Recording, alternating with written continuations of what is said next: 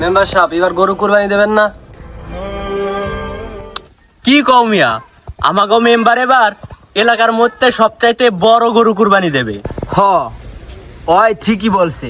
আমি এই বছর এলাকার সবচাইতে বড় গরুটা কুরবানি দেব। মেম্বার সাহেব এবার বলে গরু কুরবানি দিবেন, তাই আমার হাতে সুন্দর নায়কের মতো একটা গরু আছে, ওই আবুল চাচা। আসলে কি সুন্দর গরু দেখছো? তো চলো গরু খান দেখে আসি।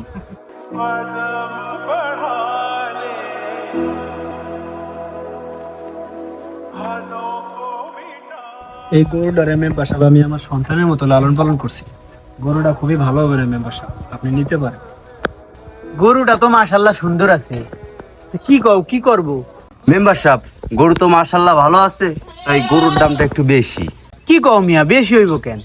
গরুর দাম যা তুমি তাই রাখবা। হ্যাঁ মেম্বার সাহেব, ওই ঠিকই কইছে, গরুটার দাম একটু বেশি, কারণ আমার পোলাটা এবার ঢাকা বিশ্ববিদ্যালয়ে চান্স পাইছে, তো ওর এবার ভর্তি করাবো। এই জন্য গরুটা যদি একটু বেশি করে দামে বিক্রি করতে পারি, ওর ভর্তিটা হবে। আব্বা এখনো গরু বিক্রি করো নাই?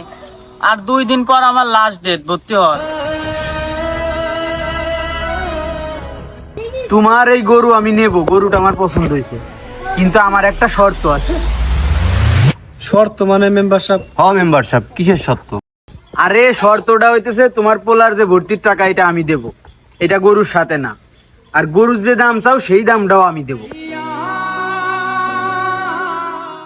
মেম্বার সাহেব আপনি কি সত্যি কইতেছেন? কুরবানি শুধু গরু কুরবানি দেয়া না, মানুষের পাশে দাঁড়ানোটাও বড় একটা কুরবানি। মেম্বার সাহেব আপনার মতো মানুষ হয় না, আসলে আপনি একজন ফেরেশতা।